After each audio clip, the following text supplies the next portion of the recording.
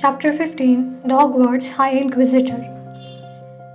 They had expected to have to come Hermione's daily prophet carefully next morning to find the article Percy had mentioned in his letter. However, the departing delivery owl had barely cleared the top of the milk jug when Hermione let out a huge gasp and flattened the newspaper to reveal a large photograph of Dolores Umbridge. Smiling widely and blinking slowly at them from beneath the headline. Minister 6 Educational Reform Dollar Umbridge appointed first ever High Inquisitor. High Inquisitor? Said Harry darkly. His half-eaten bit of toast slipped from his finger. What does that mean? Hermione read aloud. In a surprise move last night, the Ministry of Magic passed new legislation giving itself an unprecedented level of control at Hogwarts level School of Witchcraft and Wizardry. The ministry has been growing uneasy about going on at Hogwarts for some time, said junior assistants to the ministry.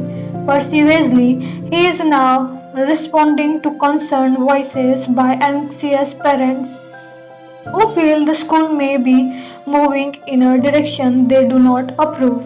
This is not the first time in recent weeks Fudge has used new law to effect improvement at the Wizardian School. As recent as August 13th, Educational Decree 22 was passed to ensure that in the event of current headmaster being unable to provide a candidate for a teaching post, the ministry should select an appropriate person. That's how Dolores Umbridge came to be appointed to the teaching staff at Hogwarts, said Weasley last night. Dumbledore couldn't find anyone, so the ministry put in Umbridge, and of course, she's been an immediate success. She's been what? Said Harry loudly. What there is more, said Hermione grimly. An immediate success, totally revolutionizing the teaching of defense against the dark art and providing the minister with an on the ground feedback about what's really happening at Hogwarts. It is this last function at the ministry as now formalized with the passing of Educational Decree 23, which creates a new position of Hogwarts High Inquisitor. This is an existing new phase in the ministry's plan to get to grip with what some are calling the falling standard at Hogwarts, said Weasley.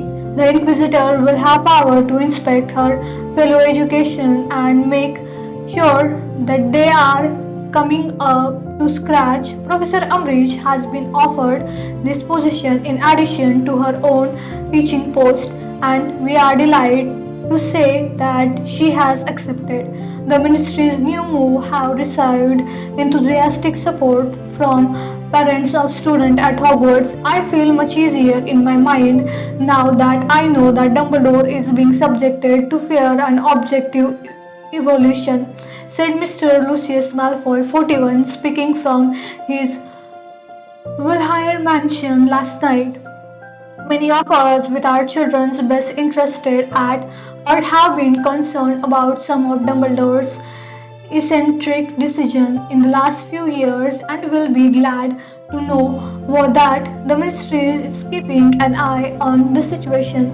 Among those eccentric decisions are undoubtedly the controversial staff appointment previously described in this newspaper, which have included the hiring of werewolf Remus Lupin, half giant Rubeus Hagrid, and Delusion X horror Mad Eye Moody. Rumor about, of course, that Albus Dumbledore, once Supreme Magump of the International Confederation of Wizards and Chief Warlock of the Wizgobond, is no longer up to the task of managing the prestigious school of Hogwarts. I think the appointment of the Inquisitory is a first step toward ensuring that Hogwarts has a headmaster in whom we can all respond confidence, said a ministry inside last night. Viscounts elder Griselda March Blanc and Tiberius Odion have resigned in protest of the introduction of the post inquisitory to Hogwarts. Hogwarts is a school, not an outpost of Cornelius Fudge's office, said Madame Marchbanks. This is the further disgusting attempt to decrease Albus Dumbledore. For a full account of Madame Marchbanks' alleged link to supervise Goblin Group, turn to page 70. Hermione finished reading and looked across the table at the other two.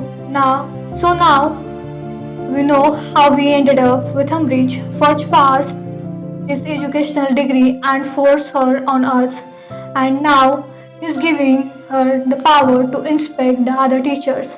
Hermione was breathing fast and her eyes were very bright. I can't believe this. It's outrageous. I know it is, said Harry. He looked down at his right hand clenched upon the table toy and saw the faint white outline of the wall Umbridge had forced him to cut into his skin. But a grin was unfurling on Ron's face. What? Said Harry and Hermione together, staring at him. Oh, I can't wait to see McGonagall inspected, said Ron happily. Umbridge won't know what hit her. Well, come on, said Hermione, jumping up. We had better get going. If she is inspecting Bean's class, we don't want to be late. But Professor Umbridge was not inspecting their history of magical lesson, which was just as dull as the previous Monday, nor was the Snape's dragon when they arrived of double potion, where Harry's moonstone essay was handed back to him with a large spiky black D scrawled in a upper corner. I have awarded you the grades you would have received if you presented this work in your owl, said Snape with a smirk as he swarmed among them, passing back their homework. This show gives you a realistic idea of what to be expected in your examination. Snape reached the front of the class and turned to face them. The general standard of his homework was abysmal. Most of you would have failed had this been your examination. I expect to see a great deal more effort on this week's essay on the various varieties of venom antidote, or I shall have to start handing out detention to those youths who get these He's right, as Malfoy sniggered and said in a carrying whisper. Some people got the ah. Harry realized that Hermione was looking sideways to see what grade he had received. He slid his moonstone essay back into his bag as quickly as possible, feeling that he would rather keep that information private.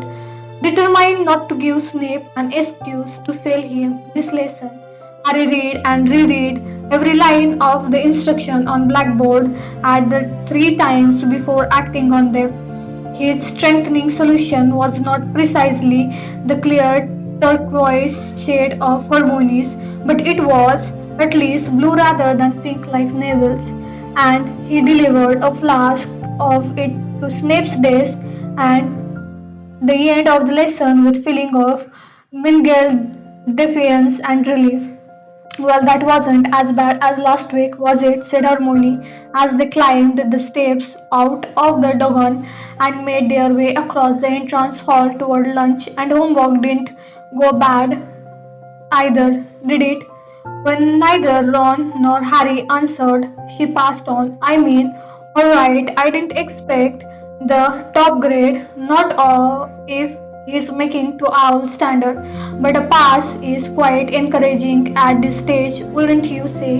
Harry made a non-committal noise in his throat. Of course, a lot can happen between now and the exam. We have got plenty of time to improve, but the grade we are getting now are a sort of baseline, aren't they? Sometime we can build on. They sat down together at the Gryffindor table. Obviously, I had have been thrilled if I had gotten an zero. Hermione and Ron sharply. If you want to know what grade we got, ask. I don't. I didn't mean. Well, if you want to tell me, I got P, said Ron, leading soup into his bowl. Happy? Well, that's nothing to be ashamed of, said Fred, who had just arrived at the table with George and Lee Jordan and was sitting down on Harry's right. Nothing wrong with a good healthy pea, but, said Hermione, Doesn't P stand for poor? Yeah, said Lee Jordan, still better than D, isn't it? Dreadful. Harry felt his face grown warm and faked a small coughing fit over his roll. When he emerged from this, he was sorry to find that Hermione was still in full flow about Owl's grade. So top grade, O for outstanding, she was saying, and then there is A, no E. George corrected her E for exceed expectations. And I have always thought Fred and I should have got E in everything because we exceed expectations just by turning up for the exam. They all laughed except Harmony, who poured on so after E. It's A for acceptable, and that's the last pass grade, isn't it? Yep, said Fred, ducking an entire roll of his soup, transferring it to his mouth and swallowed it whole. Then you get P for poor. Ron raised both his arms in mock celebration, and D for dreadful. And T, George remained calm. He asked Hermione, look up here. Even lower than D. What on earth does that stand for? Troll, said George promptly. Harry laughed again, though he was not sure whether to or not. George was joking. He imagined trying to conceal from Hermione that he had received D's in all his owl and immediately resolved to work harder from now on. You lot had in inspected lesson yet? Fred asked them. No, said Hermione. At once, have you? Just now, before lunch, said George Chams. What was it like? Harry and Hermione asked together. Fred struggled. Not that bad. Umbridge just lurked in the corner making note on the clipboard. You know what flick like he treated her like guess didn't seem to bother him at all. She didn't say much, asked Alicia a couple of questions about what the class are normally like. Alicia told her they were really good, that was it. I can't see old Flitwick getting marked down, said George. He usually get everyone though in exam alright. What have you got this afternoon, Fred? Asked Harry.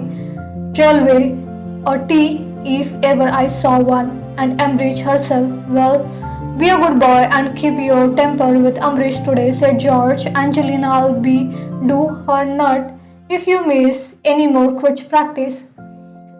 But Harry did not have to wait for Defense Against the Dark Art to meet Professor Umbridge. He was pulling out his dream diary in a set at the very back of the shadowy deviation room when Ron elbowed him in the ribs and looking round he saw Professor Umbridge emerging through the trapdoor in the floor class which had been taking cheesy tension and the abrupt fall in the noise level make Professor Trelawney, who had been waiting about, handing out the dream orchid, look around. Good afternoon, Professor Trelawney, said Professor Umbridge with her wide smile. You receive my note, I trust, giving the time and date of your inspection. Professor Trelawney nodded curtly and looking very disgruntled, turned her back on Professor Umbridge and continued to give out books. Still smiling, Professor Umbridge grasped the back of the nearest armchair and pulled it to the front of the class so that it was a few inches behind Professor Trelawney's seat. She then sat down, took her clipboard from her flowery bag, and looked up expectantly, waiting for the class to begin. Professor Trelawney pulled her shawl tight about her and slightly trembling hand and surveyed the class through her hugely magnifying glass. We shall be continuing our study of Optic Dream today, she said in a brave attempt at her usual mystic tone, though her voice shook slightly. Divide into pairs, please, and interrupt each other's last this nighttime vision with the aid of the oracle. She made as though so swift back to her seat, saw Professor Umbridge sitting right beside it, said immediately word left toward Parvati and Lavender, who were already deep in discussion about Parvati's most recent dream. Harry opened his copy of the Dream Oracle, watching Umbridge covertly. She was making note on her clipboard now. After a few minutes, she got to her feet and began to pace the room in Trollway's wake, listening to her conversation with students and posing questions here and there. Harry bent his head, hurried over his book. Think of Dream quick, he told Ron, in case the old toad comes our way. I did it last time, Ron protested. It's your turn. You tell me one. Oh, I don't know, said Harry desperately. Who couldn't not remember dreaming anything at all over the last few days? Let's say I dreamed I was drawing Snape in my cauldron. Yes, that will do, said Ron, clotted as he opened the oracle. Okay, we have got to odd your age to date. You had dreamed the number of letter in the subject. Will that be drawing or cauldron or Snape? It doesn't matter. Pick any of them, said Harry, chancing a glance behind him. Professor Umbridge was now standing at Professor Trelawney's shoulder, making note, while the deviation teacher questioned Neville about his dream diary. What night did you dream this again? Ron said immensely in calculation. I don't know. Last night, whenever you like, Harry told him, trying to listen to what Umbridge was saying to Professor Trelawney. They were only a table away from him and Ron now. Professor Umbridge was making another note on her clipboard and Professor Trelawney was looking extremely put on. Now, said Umbridge, looking up at Trelawney, you have been in this post how long exactly? Professor Trelawney scowled at her, arm across the shoulder, hunched as though wishing to protect herself as much as possible from the indignity of the inspection. After a slight pause, in which she seemed to decide that the question was not so offensive that she could reasonably ignore it, she said in a deeply resentful tone, nearly 16 years, quite a period, said Professor Umbridge, making a note on her clipboard. So it was Professor Dumbledore who appointed you. That's right, said Professor Trelawney shortly. Professor Umbridge made another note. And you are a great granddaughter of the celebrated Sir Cassandra Trelawney. Yes, said Professor Trelawney, holding her head a little higher. Another note on the clipboard. But I think, correct me if I am mistaken, that you are the first in your family since Cassandra to be possessed of second sight. This time often skip three generations, said Professor Trelawney. Professor Umbridge, toad-like smile widened. Of course, she said sweetly, making yet another note. Well, if you could just predict something for me, then. She looked up inquiringly, still smiling. Professor Trelawney had stiffed, those unable to believe her ear. I don't understand you, Professor, said Trelawney, clutching convulsively at the shawl around her scrawny neck. I had like you to make a prediction for me, said Professor Umbridge very clearly. Harry and Ron were not the only people watching and listening sneakily from behind their books now. Most of the class were staring transfixed at Professor Trelawney as she drew herself up to her full height. Her beads and bangles cling. The inner eye does not see on her, she said in scandalized tone. I see, said Professor Umbridge softly, making yet another note on her clipboard. But wait, said Professor Trelawney suddenly, in an attempt at her usual eternal voice, though the mystical effect was ruined somewhat by the way it was shaking with anger. I I think I do see something that concerns you. Why I sense something dark, something grave. Professor Trelawney pointed a shaking finger at Professor Umbridge, who continued to smile blandly at her. Eyebrow raised, I'm afraid that you are in grave danger, Professor Trelawney finished dramatically. There was a pause. Professor Umbridge's eyebrows were still raised. Right, she said softly, scribbling on her clipboard once more. Well, if that's really the best you can do, she turned away, leaving Professor Trelawney standing rooted to the spot, her chest heaving. Harry caught Ron's eye and knew that Ron was thinking exactly the same as he was. They both knew that Professor Trelawney was an old fraud, but on the other hand, they loved their Umbridge so much that they felt very much on Trelawney's side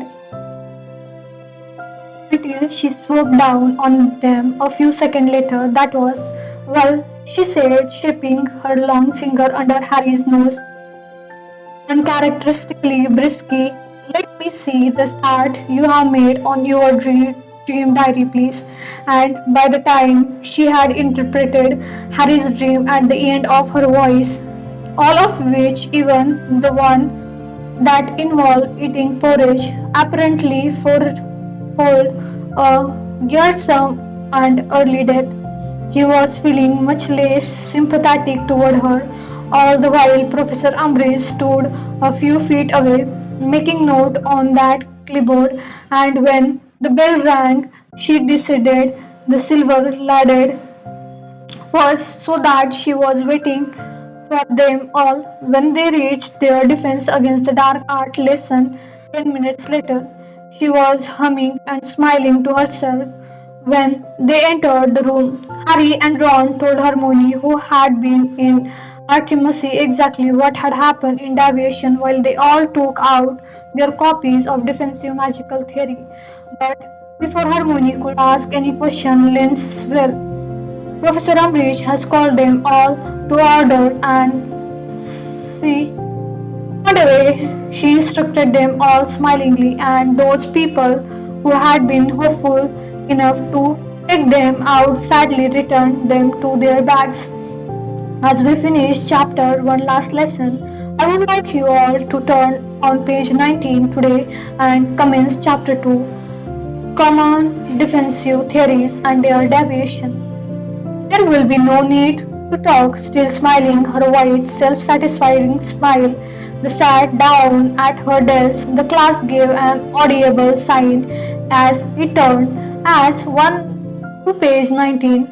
Harry wondered dully whether there were enough chapters in the book to keep them reading through all this year's lesson, and was one of the point of checking the contents when he noticed that Hermione had her hand in the air again. Professor Umbridge had noticed too, and what was more, she seemed to have worked out a strategy for just such an eventuality. Instead of trying to pretend she had not noticed Hermione, she got to her feet and walked around the front row of desks until they were face to face. Then she sat down and whispered, so that the rest of the class could not hear. What is this time, Miss Granger? I have already read this chapter 2, said Hermione. Well, then proceed to chapter 3. I have read them, that too. I have read the whole book. Professor Umbridge blinked, but recovered her poise almost instantly. Well, then you should be able to tell me what Slichard says about conjuncts, counterconjuncts in chapter 15. He says that counterjuncts are improperly named, said Hermione promptly. He says counterjinx is just a name people give their jinxes when they want to make them sound more acceptable. Professor Umbridge raised her eyebrow, and Harry knew she was impressed against her will.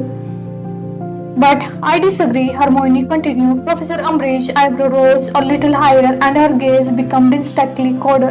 You disagree? Yes, I do, said Hermione, who, unlike Umbridge, was not whispering but speaking in clear, carrying voice that had by now attracted the rest of the class' attention. Mr. Slichard doesn't like jinxes, does he? But I think they can be very useful when they are used defensively. Oh, you do you? Said Professor Umbridge, forgetting to whisper and straightening up. Well, I'm afraid it is Mr. Slichard's opinion, not yours. That matters within the classroom, Miss Granger. Let Hermione begin. That is enough, said Professor Umbridge. She walked back to the front of the class and stood before them, all the jauntiness she had shown at the beginning of the lesson gone. Miss Granger, I'm going to take 5 points from Gryffindor House. There was an outbreak of muttering at this. What for? Said Harry angrily. Don't you get involved, Hermione whispered urgently to him for disturbing my class with pointless interruptions. Said Professor Umbridge smoothly, I'm here to teach you using ministry approved method that does not include inviting students to give their opinion on matter about which they understand very little. Your previous teacher in this subject may have allowed you more license, but as none of them, with the possible exception of Professor Krill, who did at least appear to have restricted himself to age-appropriate subjects, would have passed a ministry inspection. Yeah, Will was a great teacher, said Harry loudly. There was just that minor drawback of him having Lord Voldemort sticking out of the back of his head. This pronouncement was followed by one of the loudest silences Harry had ever heard. Then I think another week's detention will do you need some good, Mr. Potter, said Umbridge slickly. But on the back of Harry's hand had barely healed, and by the following morning it was bleeding again. He did not complain during the evening's detention. He was determined not to give Umbridge the satisfaction. Over and over again he wrote, I must not tell lies, and not a second escaped his lips, though the word opened with every letter. The very worst part of this second week worth of detention was just as George had predicted Angelina's reaction. She cornered him just as arrived at Gryffindor table from breakfast on Thursday and shouted so loudly that Professor McGonagall came sweeping down upon the pair of them from the staff table. Miss Johnson, how dare you make such a racket in the Great Hall? 5 points from Gryffindor. Professor, he's gone and landed himself in detention again. What stiff, Potter, said Professor McGonagall sharply, rounding on Harry detention from whom? From Professor Umbridge, said Harry, not meeting Professor McGonagall's beady square-framed eyes. Are you telling me, she said, lowering her voice so that the group of curious Ravenclaws behind them could not hear, that after the warning I gave you last Monday was lost your temper in Professor Umbridge class again? Yes, he muttered, speaking to the floor. Potter, you must get a grip on yourself. You are heading for serious trouble. Another 5 points from Gryffindor. But what? Professor, no. Harry said furiously at this injustice. I'm already being punished by her. Why do you have to take points as well? Because detention do not appear to have any effect on you whatsoever, said Professor McGonagall tartly. No, not another word of complaint, Potter. And as you, Miss Johnson, you will confine your shouting match to the quick pitch in future or risk losing team capacity. She strode back toward the staff table. Angelina gave Harry a look of depased disgust and walked away, upon which Harry flung himself onto the bench beside. Wrong for me. She's taken point of Gryffindor because I'm having my head sliced open every night. How is that fair now? I know, Matt, said Ron sympathetically, tipping bacon onto Harry's plate. She's banged out of order. Hermione, however, merely wrestled the pages of the Daily Prophet and said nothing. You think McGonagall was right, do you? Said Harry angrily, to the picture of Cornelius first obscuring Hermione's face. I wish she hadn't taken point from you, but I think she's right to warn you not to lose your temper with Umbridge, said Hermione's voice, while Fudge gesticulated forceful from the front page, clearly giving some kind of speech. Harry did not speak to Hermione all through charms, but when they entered Transfiguration, he forgot his anger. Professor Umbridge and her clipboard were sitting in the corner of the slide of her drove the memory of breakfast right out of his head. Excellent, whispered Ron as they sat down in their usual seat. Let's see Umbridge get what she deserves. Professor McGonagall marched into the room without giving the slightest indication that she knew Professor Umbridge was there. That will do, she said, and silence fell immediately. Mr. Fingon, kindly come here and hand back the homework. Miss Brown, please take this box of mice. Don't be silly, girl. They won't hurt you. And one to each student. Said Professor Umbridge, employing the same silly little curve she had used to interrupt Dumbledore on the first night of term. Professor McGonagall ignored her. Seamus handed back Harry's essay. Harry took it without looking at him and saw to him relieved that he had managed an A. Right then, everyone listened closely. Dean Thomas, if you do that to the mouse again, I shall put you in detention. Most of you have now successfully vanished your snail and have even those who were left with a certain amount of spell shall have the gist of the spell today, shall we? Said Professor Umbridge. Yes, said Professor McGonagall, turning round, her eyebrows so close together they seemed to form one long severed line. I was just wondering, Professor, whether you received my note telling you of the day and time of your inspection. Obviously, I received it. Or I would have asked you what you are doing in my classroom, said Professor McGonagall, turning her back firmly on Professor Umbridge. Many of the students exchanged look of glee. As I was saying, today we shall be practicing the altogether more difficult vanishment of mice. Now, the vanishing spell. I wonder, said Professor McGonagall in cold fury, turning on Professor Umbridge, how you expect to gain the idea of my usual teaching method if you continue to interrupt me. You see, I do not generally permit people to talk when I am talking. Professor Umbridge looked as though she had just been slapped on face. She did not speak, but straightened the parchment on her clipboard and began scribbling furiously. Looking supremely unconcerned, Professor McGonagall addressed the class once more. As I was saying, the vanishing spell became more difficult with the complexity of animal to be vanished. The snail, as an invertebrate, does not prevent much of the challenge. The mouse, as a mammal, offered a much great one. This is not therefore magic you can accomplish with your mind on your dinner, so you know the incantation. Let me see what you can do. How she can lecture me about not losing my temper with Umbridge, said Harry to Ron under his voice, but he was grimacing. His anger with Professor McGonagall had quite evaporated. Professor Umbridge did not follow Professor McGonagall around the class as she had followed Professor Trelawney. Perhaps she thought that Professor McGonagall would not permit it. She did, however, take many more notes while she sat in her corner, and when Professor McGonagall finally told them all to pack away, Rose with a grim expression on her face. Well, it's a start, said Ron, holding along, bringing Pau's tail and dropping it back into the box Lavender was passing around.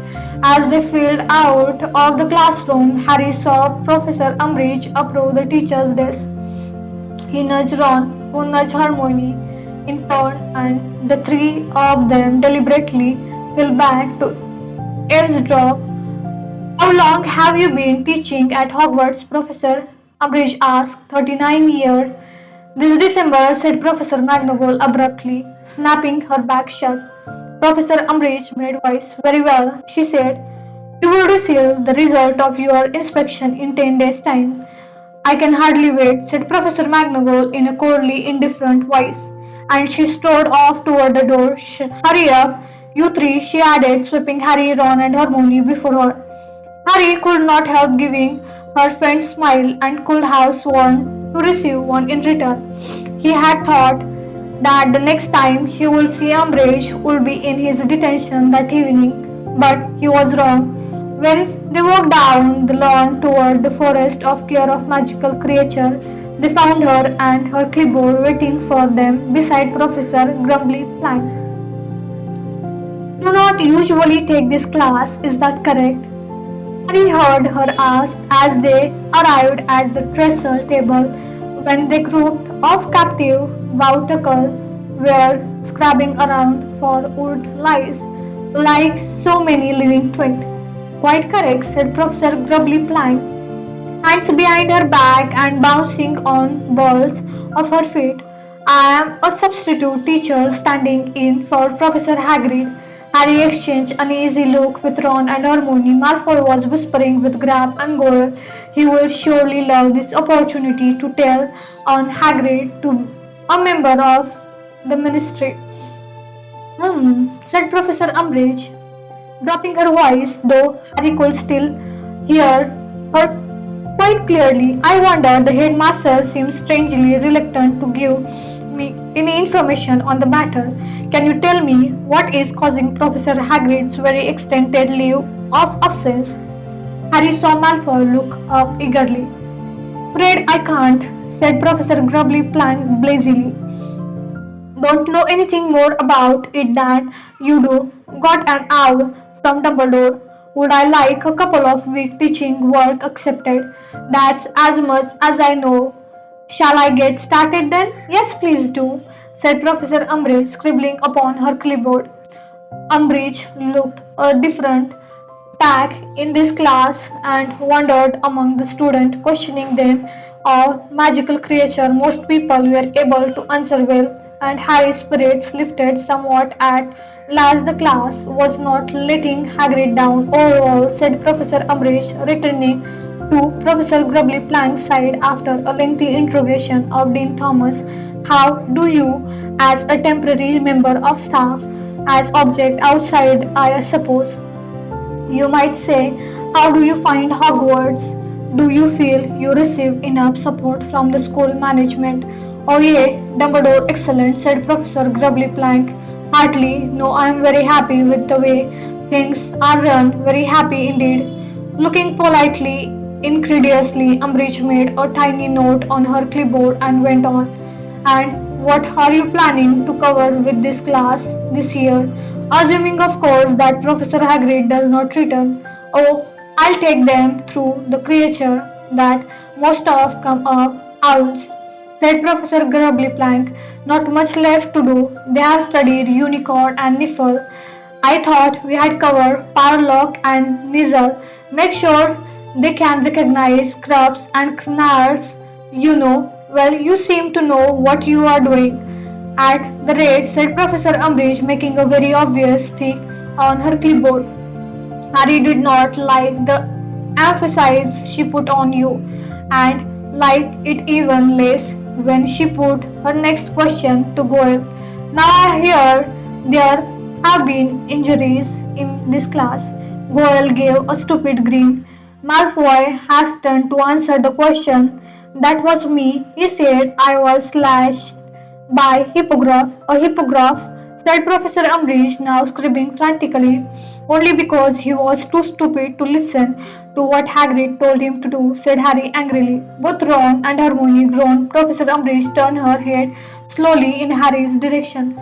Another night's detention, I think, she said softly. Well, thank you very much, Professor Grubbly Plank. I think that's all I need here. You will be receiving the result of your inception within 10 days. Jolly good, said Professor Grubbly Plank, and Professor Umbridge set off back across the lawn to the castle. It was nearly midnight when Harry left Umbridge's office that night, his hand now bleeding so severely that it was staining the scarf he had wrapped around it. He expected the common room to be empty when he returned, but Ron and Hermione had sat by waiting for him. He was pleased to see them, especially as Hermione was disposed to be sympathetic rather than critical. Here, she said anxiously, pushing a small bowl of yellow liquid toward him. Soak your hand in that. It's a solution of stain and pickle mudlap tentacles. It should help. Harry placed his bleeding, aching hand into the bowl and experienced a wonderful feeling of relief. Crookshank rolled around his leg, purring loudly, and then leapt into his lap and settled down. Thanks, he said gratefully, scratching behind Crookshank's ear with her left hand. I still reckon you should complain about this. said Ron in low voice. No, said Harry flatly. McGonagall would go nut if she knew. Yea, she probably would, said Harry. And now, how long do you reckon it would take Umbridge to pass another decree saying anyone who complained about the High Inquisitor gets snapped immediately? Ron opened his mouth to retort, but nothing came out, and this afternoon, a moment he closed it again in a defeated sort of way. She's an awful woman, said Harmony in a small voice. Awful, you know. I was just saying to Ron when you came in.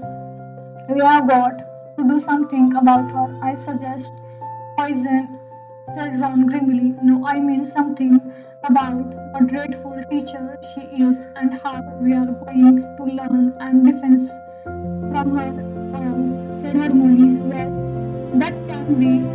What can we do about that? Said Ron, turning so cooler. If we got the job.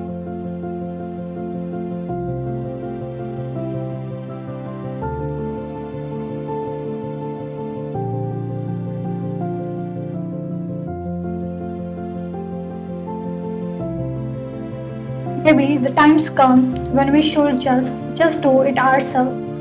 Do it ourselves, said Harry suspiciously, still floating his hand in the essence of myrtle lap tentacles. Well, learn defense against the dark art ourselves, said Hermione. Come off it. Grown Ron, you want us to do extra work, do you realize? Harry and I are behind on homework again, and it's only the second week. But this is much more important than homework, said Hermione. Harry and Ron goggled at her. I didn't think there was anything in the universe more important than homework, said Ron. Don't be silly. Of course there is, said Hermione, and Harry saw with an ominous feeling that her face was suddenly alight with the kind of favor that SPW usually inspired in her. It's about preparing ourselves, like Harry said in Umbridge first lesson, for that waiting out there. It's not about making sure we really can defend ourselves. We won't don't learn anything for the whole year. We can't do much by ourselves, said Ron in a defeated voice. I mean, all right, we can go and look things up in the library and try and practice them, I suppose. No, I agree. We have got past the stage where we have can just learn things out of books, said Hermione. We need a teacher, a proper one, who can show us how to use the spell and correct us if we are going wrong. If you are talking about Lupin, Harry began. No, no, I'm not talking about Lupin, said Hermione. He's too busy with the order, and anyway, the most we can could see him is during Hogsmeade weekend, and that's not nearly often enough. Who then? Said Harry, frowning at her. Hermione heaved a very deep sigh. Isn't it obvious? She said. I'm talking about you, Harry. There was a moment of silence. A light night breeze rattled the window span behind Ron, and fire guttered about me. What? Said Harry. I'm talking about you teaching us defense against the dark art. Harry stared at her. Then she turned to Ron, ready to exchange the exasperated look they sometimes shared when Hermione elaborated on far-fetched scheme like SPEW to Harry's concentration. However, Ron did not look exasperated. He was frowning slightly, apparently thinking. Then he said, "That's an idea." "What's an idea?" said Harry. "You," said Ron, "teaching us to do it, but—" Harry was grinning now. Sure, the pair of them were pulling his leg.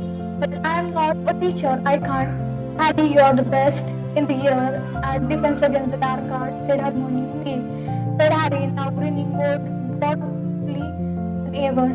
"No, I'm not. You have beaten me in every test." "Actually, I haven't," said Hermione coolly. "You beat me in our third year, the only year we both sat the test and had a teacher who actually knew the subject. But I'm not talking about test result, Harry. Look what you have done." "How do you mean?" "You know what? I'm not sure I want someone this stupid teaching me," Ron said to Hermione, sprinking slightly.